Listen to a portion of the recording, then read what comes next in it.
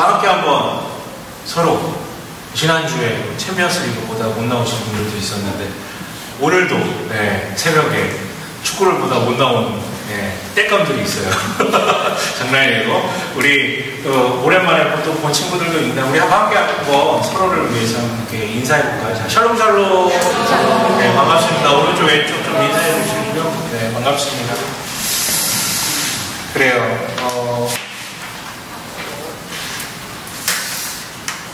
한 주 잘 보내신 거 맞죠? 네. 늘 물어봅니다. 분명히 우리 중에 누군가는 좋지 않은 한 주를 보냈을 게 분명하거든요. 누군지는 모르겠지만. 지난주에 쉬는 날이 하나 있었어요. 사실 쉬는 날이 아니죠. 정식 명칭은 현충일이죠. 여러분 무슨 날인지도 모르셨죠? 솔직히. 그렇죠. 옛날에는 이제 집집마다 태극기 다 걸고 했었던 것 같은데 요즘에 이제 그런 것도 없고, 물론 이제 그거 하지 않는다고 애국심이 없는 건 아니겠지만 그럼에도 불구하고 무슨 날인지도 모르고 쉬게 되는 경우가 많은 것 같아요. 순국 선열을 기리는 날. 우리와는 좀 먼 단어인데 한 친구가 이제 자기 전쟁 기념관에 간 카톡방에 그런 걸 올렸어, 사진을. 그래가지고 제가 장난으로 야, 너는 일제시대 태어났으면 친일파였을 것 같은 친구가 야, 현충일날 전쟁기념관을 가는구나 라고 이제 농담을 좀 던졌어요. 근데 여러분 뭐 늘 그런 날이 다가오면 광복절이나 이럴 때 이제 떠올리게 되는 생각인데, 내가 만약 그때 태어났었으면 나는 뭐 하고 있었을까? 여러분, 제가 누구라고 지목하지 않아도 분명히 있어요. 분명히 그때 태어났으면 자기가 제일 먼저 다만의 의상이라고 이름 붙이고 뭐 이렇게 낙가무라상이라고 이름 붙였을 만한 사람들 분명히 있습니다. 근데 여러분 그거 아세요? 친일파도 부지런한 사람이 할 수 있는 거지 우리처럼 게으른 사람 친일파도 못해요.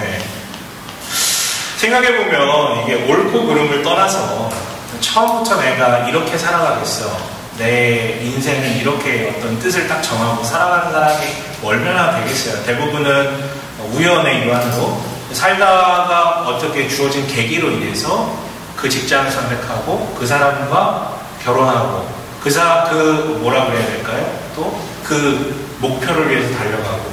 생각해보면 뭐 영화 밀정이나 이런 것들도 친일파나 뭐 이런 거 다룬 거잖아요.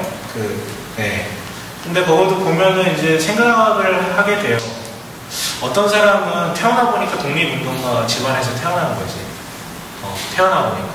그러다 보니까 주변 사람들이 다 그거 하고 있고 또 그거 하다가 탄압받는데 가족이 탄압받는 모습을 보니까 또 분노해서 그 자리에 있을 수도 있고, 또 어떤 사람은 그런 집안에 태어났으면 더 열심히 독립운동을 했을 수도 있는데 우연히 또 어떤 찌들어가는 가난이라든가 예를 들면 어떤 분노 뭐 이런 것들이 있었어가지고 친일파로 넘어갔을 수도 있고요. 물론 어떤 뭐 이유가 있다고 해서 행동이 정당화되는 건 아니죠. 그럼에도 생각해 볼 필요는 있어요. 그 맥락, 어떤 이유가 없는 이런 것들을 무시하고 단선적으로 보면 인간은 그냥 동물에 지나지 않거든요. 분명히 사람에게 뭔가 이유가 있다라는 거예요. 그 자리에 있는 이유, 뭔가가 있다라는 것이죠. 현충일 그리고 친일파를 얘기한 이유는 사케오를 좀 소개하고 싶어서요. 솔직히 얘기하면 사케오는 여러분 가장 간단하게 떠올릴 수 있는 인물은 그 친일파 이완용 같은 인물을 떠올리시면 돼요. 민족을 팔아먹고 나라를 팔아먹고 그걸로 호의호식하던 그런 사람들. 그것도 말단이 아니라 조금 좀 이름 있는 그런 사람. 여러분 모태신앙들에게는 사케오라는 사람이, 아니면 교회를 오래 다니신 분들에게는 사케오라는 사람이 참 익숙하죠. 어떤 사람? 키 작은 사람. 그리고 어디 올라간 사람? 뽕나무를. 그리고 어떻게 올라가요? 굳이 사람인데 엉금엉금 기어 올라가. 어렸을 때 많이 배웠거든요. 무슨 찬양 불렀어요? 보고 싶다 이거 아니야? 보고 싶어. 모른 척 하지 마세요 여러분. 나이 그 정도 들었잖아. 보고 싶어. 진짜 몰라요. 진짜 몰라? 예수님 얼굴. 그래요? 지난주에 이어서 옛날 사람인 걸 들키지 않기 위해서 괜히 모른 척하고 있어요. 키 작은 자들의 슬픔이 있죠. 그렇죠? 공기가 다르다면서요. 정말 제가 옛날에 제 친구가 남자인데 키가 160 정도밖에 안 돼요. 그래서 사케오라고, 신학교 친구였는데 사케오라고 별명 지어놓고 그 핸드폰에도 이름을 사케오라고 해서 그랬었는데 갑자기 회개하게 되더라고요. 본문 읽다가. 아무튼 그게 중요한 게 아니라 그건 우리한테 익숙한 거죠. 키가 작은 사케오. 이건 우리한테 익숙한 이미지고, 본문은 사케오를 뭐라고 소개하고 있어요? 본문이 소개하고 있는 바 2절 함께 읽어볼까요? 함께 읽습니다. 시작.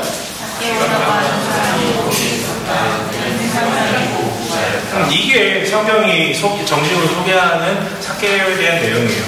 뭐 키 작은 것이 주목받아가지고 뭐 때로는 하나님께서, 예수님께서 사케오의 키 작음이라는 그 연약함을 키 작음이라는 연약함이 오히려 장점이 돼서 주님을 바라볼 수 있었다 만나, 이건 너무 조금 단순한 얘기고, 사실 본문이 집중하고 있는 거는 이 2절의 소개예요. 그는 세관장이고 부자였다.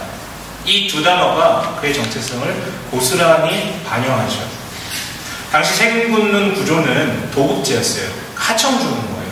로마, 이 제국을 다스린 로마가 모든 곳에 로마인을 관리로 파송할 수 없었기 때문에 식민 지배하는 이스라엘에 있어서 유대인을 세리, 장으로 뽑아요. 퍼블리카누스라고 표현되는데, 이 퍼블리카누스라는 유대인 관리를 뽑아가지고 이 사람한테 그 해에 그 지역에 걷어야 되는 세금의 할당량을 부과하는 거죠. 물론 법이라는 게 있어요. 뭐 상인에게는 어떤 품목에게는 몇 %, 뭐 농민에게는, 그리고 뭐 어떤 수입 이상, 뭐 이런 것들이 다 있는데, 아무튼 이걸 다 아는 사람이 거의 없어요. 세리 말고. 그런데 이 퍼블리카투스라고 불리는 세리장, 사케오죠. 이 사람이 한 지역을 또 다 총괄할 수가 없는 거예요. 그래서 또 뭐 하냐면, 하청받은 세리장이 또 뭐래요? 여러분, 우리 사회에서도 많이 보잖아. 하청받아서 어떻게 해요? 재하청을 주는 거예요. 세리장, 사케오가 각각 마을의 세리들을 하나씩 고용해서 하청을 주는 거예요. 근데 세리로서 고용되는 제일 조건은 뭐냐면, 입찰을 붙여요. 입찰을 붙여요. 무슨 입찰을 붙일까요? 세리장, 나에게 가장 많이 그 해에 세금을 가져다 주겠다고 약속한 사람에게 세리의 권한을 주는 거예요. 자, 이런 구조라면 난리도 난리도 상 난리가 아니겠죠. 세리의 권한을 얻기 위해서 사람들에게 어떻게 해요? 있는 대로 다 수차례내는 거예요. 그리고 세리장한테 갖다 줘요. 세리장은 나한테 제일 많이 가져다 주는 사람을 세리로 고용합니다. 그러니까 세리장은 어떻게 해야 됩니까? 어마어마한 부자가 돼요. 여러분, 여기 부자라고 나오는데 우리 여기 어디 뭐 강서구 이쪽에 있는 그런 부자 아니고요. 서울에서 뽑히는 뭐 부자 뭐 이런 식으로 생각하시면 좋아요. 얼마나 많은 부조리가 있었겠어요. 그러니까 사람들이 세리를 그렇게 싫어하는 거예요. 근데 세리를 싫어하는 것보다 더 싫어하는 인간은 누구예요? 세리장이죠. 그 사람 때문에 세리들이 그렇게 하니까.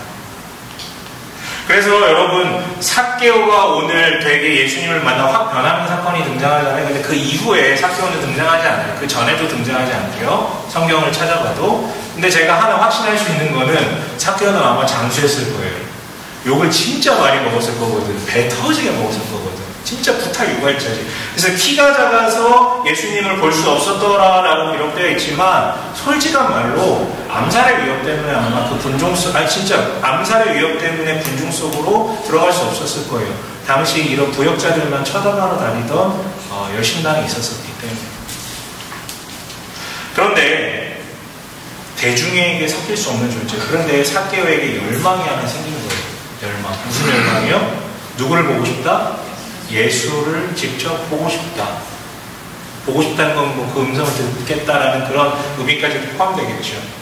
이 사건은 우리 18장부터 읽어봤지만 십자가를 지시기 위해 예루살렘에 올라가시기 직전에 이뤄졌던 사건이에요. 그러니까 예수님 3년차 그 마지막 말년의 사역 때에 있었던 일. 그러니까 이스라엘 전역에서 이미 예수에 대한 소문을 이미 다 모든 백성들이 알고 있었었고, 그 기적도 알고 있었었고, 아마 사케오는 자기들과 같은 세리와도 교제하셨던 예수님 소식을 들으셨을 거예요. 그래서 아마 그랬겠죠. 물론 몰라요. 이 사람이 왜 예수님을 그토록 보고 싶었던 열망이 있었는지 그 근원적인 이유는 본문 얘기하고 있지 않아요. 하지만 어쨌든 보고 너무 보고 싶었지만 볼 수 없었어요. 그래서 어떻게 합니까? 기지를 발휘하죠. 어떻게든 보기 위해서 어디로 갑니까? 예수님이 지나가는 동선을 바라보고 저기 앞에 있는 뽕나무 위로 올라갑니다. 그리고 마침내 열망하던 바대로 그 나무 앞을 지나가는 예수님을 보게 되죠. 그렇게 삭개오는요, 여러분, 삭개오는 자신의 열망을 설교하고 있는데 오면서 격려하면 어떻게 나오고 그래요. 관종이요, 관종. 아무튼 까먹었잖아요. 아무튼 열망하던 바대로 자신이 원하던 대로 예수님을 보게 돼요. 예수님 보고 싶었다고 했잖아요. 보게 돼요. 그렇게 자신이 이루고자 하는 바를 달성해요. 그런데 그 이후에 일이 발생되죠. 뭐요? 분명히 자기가 원하는 건 달성을 했어요. 그런데 예수님께서 어떻게 얘기하십니까? 5절 함께 읽어보겠습니다. 함께 읽겠습니다. 시작. 예수께서 그곳에 이르러서 우리에게 말씀하셨다.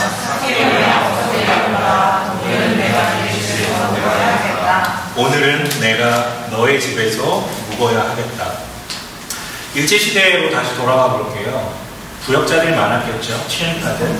그런데 아까 얘기했던 그 동네 마을 세리 같은 것들, 동네 면장 같은 것들은요, 우연한 어떤 기회를 통해서 할 수 있는 자리예요.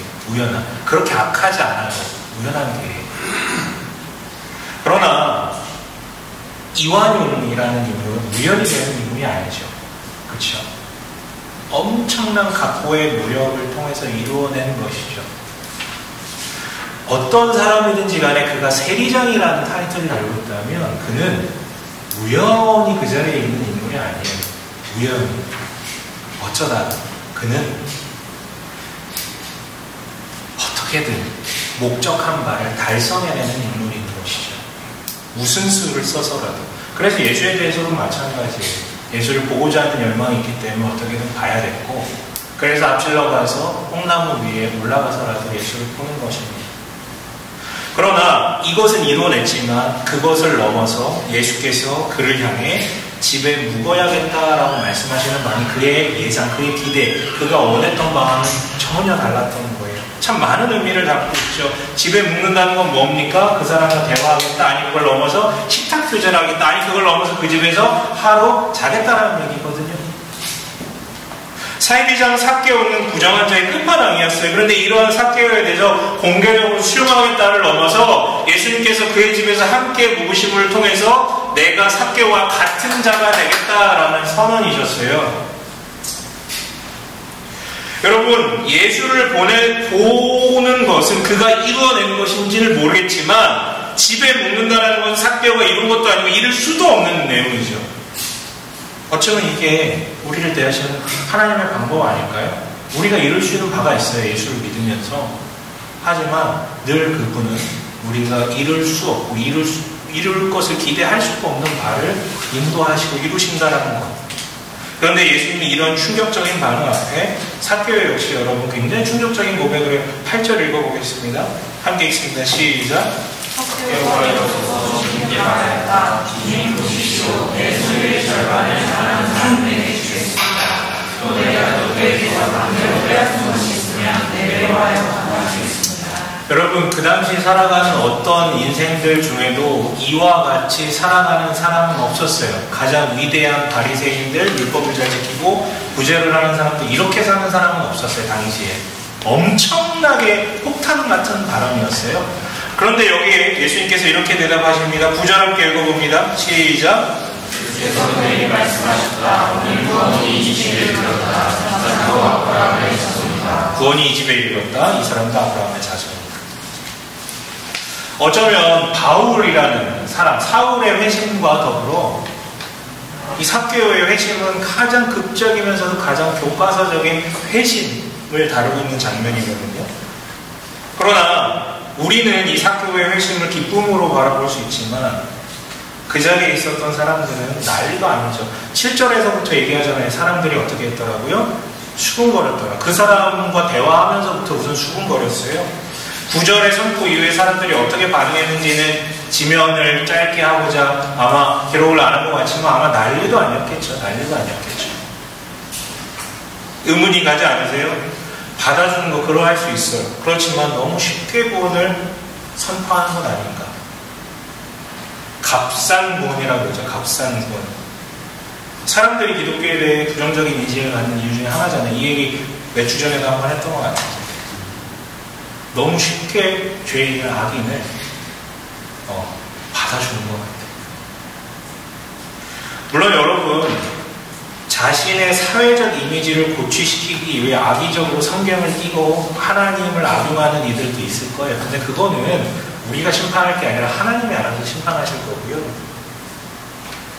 다만 삭개오라는 사람, 여러분 결단코 용서할 수 없는 악인이나 원수나 미운 자, 여러분 누구세요? 여러분에게 삭개오는 누구세요?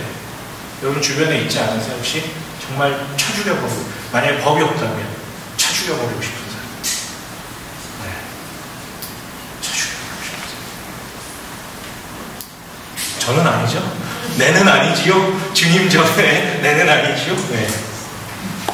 그런데 여러분에게 그 사람이 누군지는 잘 모르겠지만 건조하게 얘기하자면 그가 하나님의 사랑을 받을 수 없는 자라면 나도 하나님의 사랑을 받을 수 없습니다. 그가 내가 삭개오라고 생각하는 그 사람이 구원받을 수 없다면 나도 구원받을 수 없어요. 네. 이 불편한 이야기지만 이게 사실이에요. 물론 여러분 너무 급작스럽게 받아주시고 구원을 선포하는 이 모습이 구원의 무게가 너무 가벼워 보일 수 있어요. 그런데 특히 오랫동안 신앙생활을 해온 사람에게는 뉴스에 나왔던 그 사람이 갑자기 어느 날 하나님의 구원을 받았다? 뭐 실제 구원 받았지 안 받았지 우리는 뭐 평가할 수 있는 잣대는 없고 아무튼 오랫동안 믿으면서 더 선하게 신앙적으로 살았던 이들에게는 구원의 무게가 너무 가벼워 보이는 거예요. 그런데 누군가 여러분 순간 극적으로 회심했다 할지라도 제 생각에 순간적인 회심이라는 거는 저는 없다고 생각을 해요. 없다고 생각을 합니다. 저번에도 얘기했지만 죄가 많은 곳에 은혜가 많다고, 죄가 많고 자기 스스로 자기가 죄가 많구나라는 것을 느끼는 사람, 진짜 죄 많이 짓고 산 사람들은 정말 극적인 회심들을 잘 하곤 합니다. 그런데 그런 사람들은 회심은 극적으로 순간적으로 이루어진 것처럼 보일지 모르겠지만 그 이전의 과정이 되게 길었던 거예요. 그러니까 뭐냐면 회심 전의 과정이 되게 길었다는 것이죠. 자칭 혹은 타칭 죄인들은 자기 삶에 대한 포기와 비하가 이미 그 전에 길게 있었던 거예요. 회심 전 과정이 길었던 거죠. 반면에 여러분 특히 저 같은 인간들 일탈 없이 정말 경건하게 기도도 잘하고 새벽 예배 빠지지 않고 헌금은 두 번째고 아무튼 뭐 예배 빠지지 않고 웬만하면 나쁘진 안 하고 살았던 저 같은 저는 여러분 이 중에 제가 제일 의인이라고 저는 믿어 의심치 않습니다. 네, 우리 아버지가 그렇게 만들어 놓으셨어요. 네, 제가 한 게 아니라 아무튼 근데 이런 인간들이라면 회심 그 이후의 과정이 더 길어지게 되는 거예요. 왜냐하면 복음이 필요하려면 복음을 받아들이려면 예수님이 필요하려면 자기가 죄인됨을 온전히 고백할 수 있어야 되는데 그럼 일탈이 없었다면 자기의 죄인됨을 고백하는 게 진짜 쉽지 않거든요. 우리 교회 나와가지고 주님 내가 죄인이다 라는 말 많이 하잖아요. 근데 이게 진짜 힘들어요. 입으로 얘기하는 것과 받아들이는 것. 왜냐하면 자기가 정말 죄인됨을 그토록 확신하는 자가 하나님에 대한 열망이 그토록 적을 리가 없거든요. 정말 자기가 죄인이라고 확신한다면 하나님을 열망하게 돼 있어요. 근데 열망하지 않는다라는 것은 입으로는 내가 죄인이다라고 얘기하지만 그렇게까지 받아들이고 있지 않다라는 얘기도 될 수 있어요. 왜냐하면 지금 삭개오가 뭐합니까? 예수님을 보려고 애쓰고 있잖아요. 이게 죄인된 자의 전형이에요. 예수님을 만나고 예수님을 보고자 열망하는 자. 이게 죄인입니다. 바울의 회심 역시 순간적으로 보이지만 회심 전 과정이 되게 길었어요. 율법대로 살아왔고 누구보다도 선하게 살았지만 이상한 거예요. 샬롬이 가득한 게 아니라 늘 부족한 것만 보여요. 뭐 지키지 않은 것만. 그리고 이상한 거예요. 하나님을 믿는데 살리러 다니는 게 아니라 누구 죽이러 다니는 자기 모습이 너무 이상한 거죠. 그러다가 그런 어떤 고뇌의 과정 가운데 예수님의 빛을 만나게 되고 그 앞에 고꾸라지고 그동안의 율법 해석을 돌이켜서 예수님 중심으로 다시 바라보니 여기에 자유가 있고 여기에 구원이 있고 여기에 진리가 있네. 그래서 전격적인 복음 전도자가 됐던 거죠. 물론 바울과 사도는 정반대죠. 바울은 의인이었지만 사도는 뭐예요? 진짜 나쁜 놈이었거든요. 그리고 성경을 무시했거든요. 하지만 과정은 동일해요. 바울처럼 충실했던 자신의 삶의 방식을 되돌아보는 거죠. 야, 이런 게 사람의 삶인가? 사람 안에 들어가지도 못하고 사람 대접받지도 못하고 돈은 많지만 쉼은 없는 그런 삶. 그러나 여러분, 출구를 찾지 못해. 인간은 스스로 출구를 찾지 못합니다. 오히려 자기 논리와 자기 삶의 방향성의 강화 쪽으로 자기를 몰고 가지 스스로 출구를 찾지 못해요. 그런데 그는 고작 예수를 보고만 싶었는데 예수께서 그를 수용해 주셨어요. 그 뭐라 표현할 수 없는 울림 앞에 자신의 삶을 뒤엎을 정도로 폭발적인 반응을 내어놓습니다. 그 결과가 뭐예요? 자기가 누구의 것을 재산의 절반을 가난한 자에게 돌려주고 누군가를 빼앗은 것이 있다면 4배를 갚아주겠다고. 여러분, 이 표현이 미묘한데요. 원문으로 보면은 되게 미묘한데 이거는 이 고백 이전에 조건이 붙는 거예요. 주인님, 내가 그렇게 뺏었습니다. 그래서 돌려주겠습니다. 만약에 내가 그런 혹시 이렇게 막 긁어내가지고 있으면 내가 돌려주겠습니다. 이게 아니라 나 그거 뺏었습니다. 돌려주겠습니다. 4배를 돌려주겠습니다. 그 결과 여러분은 그의 삶을 유일하게 지탱하던 유일한 추구, 우상이라고 불렸던 소유로부터 자유로워지는 거죠. 그래서 그 누구도 야, 구제는 어떻게 해야 돼? 율법에 이렇게 기록되어 있어요. 그 누구도 헌금은 이렇게 해야 돼. 이런 거 얘기 안 했는데 그냥 스스로 선언한 거예요. 누가 시키지 않아도 양심 가운데, 이 내면 가운데, 울림 가운데 그냥 자연스럽게 반응한 것이죠. 그리고 그렇게 살았어요. 예수님께서 값싼 구원을 순식간에 선언한 게 아니라 9절에 뭐라고 되어 있어요? 9절의 말씀처럼 구원이 이 집에 이르렀느니라. 선언한 게 아니라 그냥 이른 거예요. 그걸 그냥 확인만 해주시는 것이죠. 재미있는 건 우리 18장 앞에 있는 유명한 구절이 있어요. 24절, 25절 읽어볼까요? 18장, 24절, 25절. 너무 유명한 구절이죠? 이 구절 앞에서는 되게 불편하잖아요. 18장, 24절, 25절. 함께 읽습니다. 시작.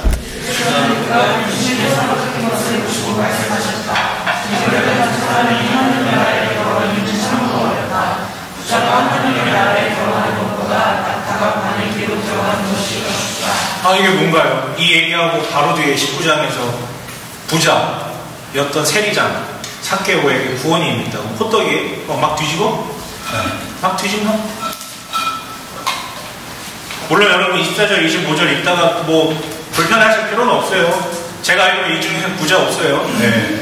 부자 좀 됐으면 좋겠는데 부자가 없어. 네. 근데 여러분 왜 18장에서는 하나님 나라에 부자 들어갈 수 없다고 해놓고 19장에서 부자라고 지칭한 그 삭개오는 구원이 임했다라고 바로 얘기를 합니까? 19장에서 하나님 나라에 들어가는 구원받은 것은 부자가 아니죠. 삭개오죠. 이 두 가지를 분리해서 볼 수 있었으면 좋겠어요. 그는 지금까지 부자를 지향하면서 살았습니다. 그게 삶의 유일한 목적이었어요. 사람들이 뭐라 그러던 그게 있으면 자기는 살아갈 수 있기 때문에. 자기 보러 뭐라 그러는 사람은 오히려 대거리를 해줬겠죠. 야, 네 꼬라지를 봐. 네 꼬라지를 봐. 야, 피죽도 못 먹으면서 나한테 뭐라 그래? 이렇게 얘기를 했겠죠. 그러나 예수님을 만난 이후에 부자라는 단어는 더 이상 자신을 가리키는 정체성이 아니었어요. 고작 수식어일 뿐이죠. 자신은 이제 하나님, 즉 아비를 잃었던 사람인데 이제는 아비를 찾은 아브라함의 자손이 된 거예요. 그리스도인 삭개오예요. 부자가 아니라 남들이 날 부자라고 하는 건 뭐 이제 관심이 없어요. 그는 그리스도인 삭개오가 되는 것이죠. 그러나 18장에 하나님 나라, 부자는 하나님 나라에 가기가 어렵다라는 말씀을 이끌어낸 그 사람에 대해서 이렇게 기록되어 있어요. 23절, 18장 23절 한번 읽어보실래요? 18장 23절입니다. 함께 읽습니다. 시작. 이 말씀을 듣고 없어서 그는 몹시 근심하였다. 그가 큰 부자이기 때문이었다. 그래요. 가서 나눠주라. 다 지켰니? 그러면 가서 네가 가진 거 좀 나눠주라고 하니까 그가 근심했대. 왜? 그가 큰 부자였기 때문에. 그는 율법을 되게 잘 지켰던 사람이었어요. 이것도 지켰고 저것도 지켰고 다 지켰대요. 그러나 부자라는 수식어가 그에게는 정체성이었기 때문에, 자기를 가리키는 정체성이었기 때문에 그는 근심했어요. 하지만 부자였던 삭개오는 그 부자를 정체성의 수식어로 그냥 돌려버리고 자기 그리스도인의 정체성을 찾았기 때문에 더 이상 그게 문제가 되지 않는 거예요. 여러분 10절 다시 한번 읽어보겠습니다. 19장 10절이에요. 함께 읽어보면 예수님의 마지막 발언이시죠. 함께 읽습니다.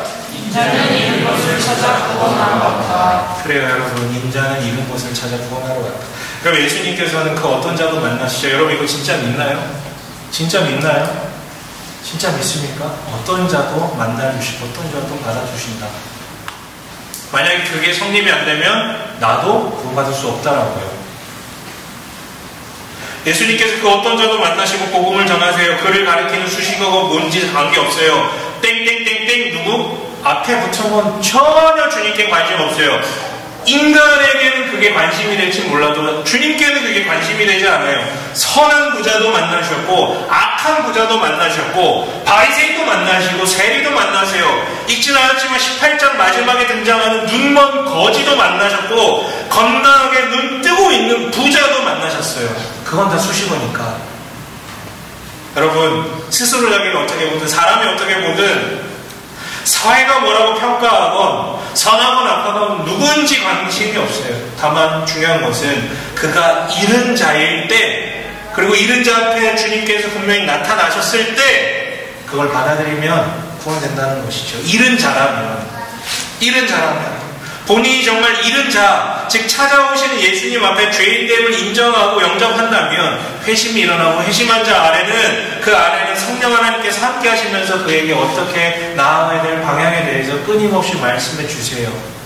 그래서 삭개오는 누구도 가르쳐주지 않았지만 그냥 스스로 울림 가운데 반응해서 행동으로 살게 됩니다. 율법 이상의 것들을.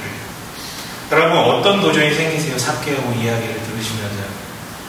그런데 진짜 재밌는 점은 삭개오가 되게 극적으로 회심을 했잖아요. 그 악인이. 근데 진짜 재밌는 누가복음 어떤 본문보다도 되게 약해. 예수님이 아무것도 안 했어요. 사실은. 예수님 뭐 했어요? 어떤 기적이나 장황한 가르침 없이 단지 이거 하셨어요. 5절에 뭐라고 합니까? 예수님 고작 하신 게 뭡니까? 5절에요? 쳐다보시고 이르시되 내 집에 서 묵어야 하겠다. 딱 이 말밖에 안 하셨어요. 그냥 보시는 거. 그리고 이 집에 묵어야 하겠다. 이게 뭐라고? 이게 뭔데 사람을 이렇게 뒤흔들어 놓습니까? 문득 이런 생각이 들더라고요. 뭐 제 목사님은 제 추정이지만 삭개오가 그런 인물이었다면 아무도 그를 사람으로 쳐다보지 않았었겠구나. 아무도 그와 대화하려 하지 않았었겠구나. 그리고 당대는 환대 문화가 있다고 했죠. 지금 우리랑 다릅니다. 우리 도시 문화와 다른 환대 문화가 있어요. 나그네에게 무조건 집을 열어줍니다. 그가 원한다면. 함께 거합니다. 유합니다. 먹입니다. 그리고 보내요. 그런데 다른 모든 집에는 사람들이 찾아가지만 누구의 집에는 안 찾아갈까요? 삭개오의 집에. 왜? 그 사람은 사람이 아니니까. 지워진 인물이죠. 그 사람은. 그런데 예수님께서 그를 먼저 사람으로 바라보시고 그에게 네 집에 머물러도 되냐? 라고 물어보십니다. 여러분 우리 지금 이 빌딩, 이거 빌딩이라고 해야 돼요? 건물이라고 해야 돼요? 이 건물 지하에 뭐가 있는 줄 아세요? 되게 웃겨. 3층은 애터미가 있다가 나가고 또 애터미가 들어왔는데 지하는 그 노인 대상으로 하는 다단계 같은 거 있잖아요. 그 같이 막 놀아주고 선물 이렇게 주고. 네. 여러분은 모르시겠지만 매 주중마다 할머니들이 엄청 오십니다. 여기 그 딸딸이라고 있죠. 끌고 다니시는 거 일렬로 주차 엄청 각 잡아가지고 주차되어 있어요. 엄청 시끌벅적해. 매일 오전마다 할머니들 소리. 노치원이라고 해요. 요즘에 노치원. 네, 왜냐면 그 할머니 선물도 주고, 할아버지도 계십니다. 노라도 주고. 그래서 막 그 막 집에서 모시는 분들이 일부러 막 거기 가시더라고요. 이렇게 보내기도 한다고 그러더라고요. 실제 오셔도 재밌게도 놀고. 근데 이제 보면은 늘 선물을 줘요. 늘 지하 이렇게 계단 쪽에 쌓여져 있어요. 선물이 이만큼. 의문이 들어요. 저희 왜 저렇게 주지? 그리고 어디서 수익이 나오지? 땅 파서 영상 진짜 땅 파나? 매일? 의문이 드는 거예요. 노인들 되자면 무슨 수익이 날까? 등쳐먹는 것 같은데. 어떤 방식으로든 수익을 끌어낼 텐데 어떻게 하는 건가? 궁금해져. 순진한 노인들이 당하는 것 아닐까? 이런 생각 있잖아요. 조만간 저도 배우러 가야 될 것 같아요. 근데 여러분 진짜 순진해서 당하는 경우도 있겠죠. 근데 사실은 노인분들도 알아요. 여러분.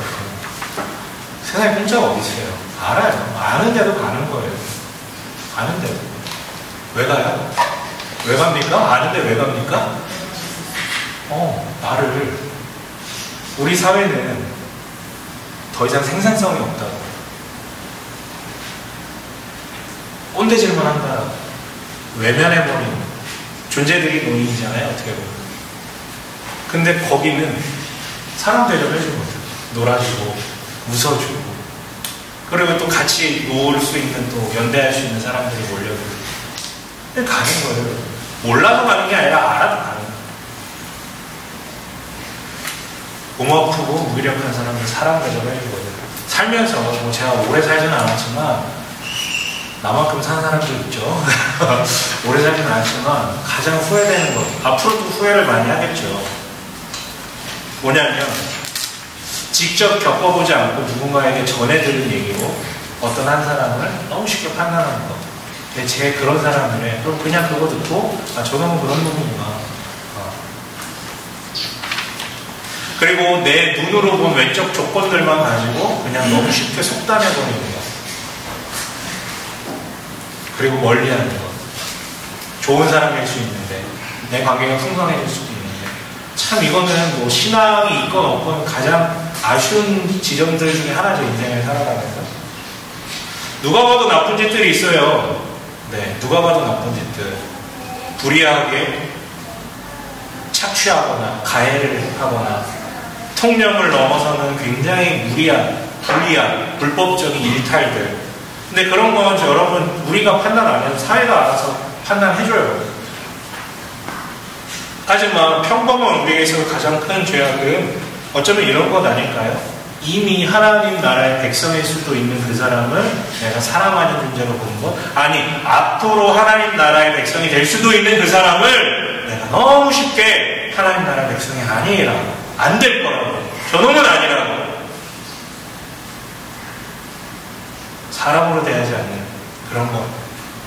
전혀 중요하지 않는, 본문에서 전혀 중요하지 않는 구절인데 이상하게 이번에 말씀 묵상하다가 제 눈에 많이 들어왔던 구절인데 3절 한번 읽어볼까요?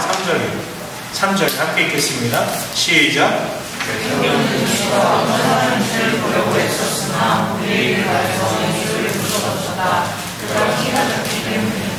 네, 우리는 키가 작기 때문이었습니다에 많이 가겠지만 사람에게 가려서 예수를 볼 수 없었다. 예수는 분명 그 자리에 거기 있는데 사람들에게 가려서 볼 수 없었다라는 표현이죠. 예수가 그러니까 예수가 아무리 거기 있어도 여러분 지금 4개월에 가리고 있는 사람은 다들 누굽니까? 율법을 따르는 하나님의 사람들이라고 불리는 사람들. 그 사람들에 의해서 가려져서 예수가 안 보이는 거예요. 4개월은 유대인입니다. 여러분 지키지 않아도 율법을 알아요. 또한 그 율법, 그러니까 구약 성경이죠. 거기에 기록된 하나님의 하나님의 거룩 다 들어봤죠. 근데 의미가 없는 걸. 자기도 자신의 길이 떳떳하지 않다는 걸 알지만 그럼에도 불구하고 한 번도 경험해 본 적 없어. 뭐요? 하나님의 사랑이 내 앞에 다가온 걸 경험해 본 적이 없어요. 오히려 하나님의 다스림이나 하나님의 사랑을 말하는 자들이 제일 자기를 경멸해요. 제일. 여러분 이 대상 많은 삭개오가 여러분 얼마나 머리가 이게 핑핑 돌아가겠어요. 하나님의 거룩을 말하는 종교 지도자들의 그 가식적인 행태가 얼마나 웃겼겠어요. 차라리 나처럼 드러내놓고 해. 드러내놓고 착취해. 니네는 지금 하나님 이름 팔아가면서 뒤에서 그렇게 살아가는 거다. 야, 그럴 바에 그냥 난 이렇게 살래. 차라리 자기 욕망을 버젓이 드러내는 것 더 낫지 않냐? 라고 살았을 수도 있어요. 여러분, 예수가 거기 없는 게 문제가 아니에요. 늘 예수님은 거기 계시죠. 볼 수 없다는 게 문제죠. 자기 욕망에 가리는 것들도 있지만 사람들에 의해서 가려졌어요. 어떤 사람들? 하나님의 사람들이라는 사람들에게. 회심이라는 것은 여러분 메시지의 전달로 완성되는 경우는 거의 없어요. 물론 뭐 감옥에서 성경 보다가 회심했다라는 사람들의 어떤 그런 간증들도 우리에게 간혹 다가오지만 그건 이례적인 일이고 메시지만 전달됐다고 회심되지 않습니다. 많은 부분은 메시지를 전달하는 메신저를 통해서 그 예수님의 사랑이 전달될 때, 살아계심이 전달될 때, 사람으로 봐주는 그 자리가 있을 때 비로소 예수가 보이는 거예요. 누가복음 1장부터 지금 계속해서 설교하고 있죠. 그렇죠? 그렇죠, 여러분? 여러분 그렇죠? 네. 그래요, 그러고 있어요. 네. 이제 곧 마무리될 거예요. 네, 이제 곧 마무리가 될 건데. 그런데 아실란가 모르겠어요. 최근에 누가복음을 전할 때 계속해서 본문으로 드러내졌던 본문들은 뭡니까? 다 비유였어요. 비유. 무슨 비유 기억나세요? 부자와 나사로 비유. 그 앞에 무슨 비유들이 있었어요? 과부와 재판관 비유. 지난주에 했죠. 불의한 청지, 탕자의 비유, 큰 잔치의 비유, 어리석은 부자의 비유. 계속 비유 얘기해요. 제가 일부러 비유만 보는 게 아니라 본문들이 비유를 많이 쓰고 있어요. 비유 천국이거든요, 누가복음은. 그런데 그 일련의 빼곡한 비유들의 말미에 누가 등장합니까? 삭개오. 그는 비유 속의 인물이 아니라 실제 증오스러운 인물이었어요. 비유 속에 나타난 인물이 아니에요. 예수께서는 비유 안에서만 선한 사마리아인이 되신 게 아니라 비유 밖에서도 삭개오를 마주하셨어요. 근데 여러분, 우리의 신앙을 떠들어 봅시다. 우리의 삶을 떠들어 봅시다. 그런 선한 것, 그런 정말 마음이 따뜻해지는 것, 정말 무조건적으로 품어주는 것, 유도해주는 것, 받아주는 것, 주변에서 들어본 적이 없는 것 같아요. 그냥 성경에서만 볼 수 있는 얘기 같아요. 그렇지 않나요? 우리는 신앙이 삭개오 앞에 마주하는 게 아니라 그냥 비유 속의 이야기들 가운데만 살아가는 거지. 이야기 속에만. 교회 다니는 우리도 잘 못 보는데 안 다니는 사람들이 이거 보겠습니까? 여러분, 연애는 책으로 배우는 겁니까? 아닙니까? 연애는 책으로 배우는 겁니까? 아닙니까? 아니에요. 아니죠. 왜? 왜? 경험과 노하우가 필요합니다. 감사합니다. 네. 네. 회개 많이 해야 돼. 경험과 노하우가 필요하죠. 사람이니까, 사람 대하는 거니까 책으로 배울 수 있는 것도 있겠지만 사람을 대하는 거잖아요. 책으로 연애를 배우면 망한다는 사실, 저 대학교 때 유명했던 책이 하나 있어요. 완전 초베스트셀러였는데 예스 데이팅, 노 데이팅이라고. 혹시 보셨던 분 계세요? 봤어. 야, 책으로도 배웠구나. 야, 이제 이론과 실전이 완벽하다. 저렇게 살아야 돼, 이 사람은. 네. 두 가지를 다 가지고 가야지, 사람은. 그렇죠. 예스 데이팅, 노 데이팅이라는 서적 되게 유명해요. 저는 보진 않았는데 크리스찬 연애 서적이거든요. 이거 보고 망한 사람 되게 많아요. 책 보고 따라했다고. 완전 망한 사람 많은데. 근데 최근에 이 책을 썼던 조슈아 해리스가 최근에 인터뷰, 한 2달 됐나? 3달 됐나? 인터뷰를 했는데 이렇게 보고가지고 자기 생각이 틀렸었다. 그 책 보고 망한 사람 진짜 많은데 내 생각이 틀렸었다. 나쁜 사람이야, 이 사람. 그렇죠? 수많은 커플들을 아작냈던. 여러분, 책에 머무르면 안 되죠. 물론 성경이 단순한 책은 하나의 말씀이지만 그냥 우리가 책으로만 대할 때가 있다는 거예요. 실제 말씀대로 산다는 것은 쉬운 일은 아닙니다. 고통이 따라요. 하지만 성장통이 싫다고 언제까지 비유 속에만, 책 속에만, 이야기 속에만 머무를 수는 없잖아요. 만약에 자기가 신앙을 가지고 있고 열심히 신앙대로 산다고 하면서도 여전히 늘 나이스하기만 하다면 그거는 삭개오 앞에 안 서는 거예요. 네. 삭개오와 마주해보지 않는 거예요. 만남을 피해왔기 때문에 여전히 나이스하기만 할 수도 있는 거죠. 말씀을 마치겠습니다. 이번 주 말씀을 묵상하다가 되게 익숙한 구절이 제 눈에 띄었어요. 삭개오 이야기처럼 되게 익숙한 구절인데 시편 126편 5절 6절 나눠드린 가이드에 있죠. 함께 읽어볼까요? 기쁨으로 얻는다. 울며 씨를 뿌리러 나가는 사람은 기쁨으로 다니면서 돌아온다. 다시 한번 읽어볼까요? 눈물을 흘리며 씨를 뿌리는 사람은 기쁨으로 얻는다. 울며 씨를 뿌리러 나가는 사람은 기쁨으로 단을 가지고 돌아온다. 오타가 있는 거군요. 네. 눈물을 흘리며 씨를 뿌리는 사람은 기쁨으로 얻는다. 울며 씨를 뿌리러 나가는 사람은 기쁨으로 단을 가지고 돌아온다. 또 되게 유명하고 찬양도 있고 되게 유명한 구절인데 제 삶에 요즘 맥락이 그래서 그런지 모르겠는데 되게 익숙한 이 구절이 그냥 이제는 그 성경이나 찬양 가사로만 있냐 내 마음속에 오더라고요. 눈물을 흘리지만 그럼에도 불구하고 씨를 뿌리는 사람은 기쁨으로 얻는다. 여러분 고통스럽겠지만 비유 속에서 이제는 탈출해서 삭개오라는 실존의 인물과 마주했으면 해요. 여러분 진짜 확신하는데 여러분이 만약에 삭개오 앞에 선다면 여러분은 우리는 100% 실패할 겁니다. 왠지 아세요? 제가 한번 떠올려봤거든요. 삭개오 앞에 내가 하면 어떻게 될까? 시키니까 해봐야지. 근데 아마 두 팔은 걸리고 있지만 표정이 아마 썩어있을 거예요. 이러고 막 안 하려고. 저는 표정을 잘 못 씁니다. 이러고 있어요. 그래서 눈물을 흘려야겠죠. 그럼에도 씨를 뿌려야겠죠. 그래서 기쁨으로 자기 신앙의 결실과 영혼의 결실을 거두어야겠죠. 주님께서 나를 죄인이 아니라 사람으로 봐주셨기 때문에 믿게 되었습니다. 또한 성령 하나님께서 어떻게 보면 가장 강력한 악의 처소인 우리 가운데 함께 거하심으로 인하여서 여전히 내 안에 믿고 계시기 때문에 오늘 내가 너의 집에 묵어야겠다.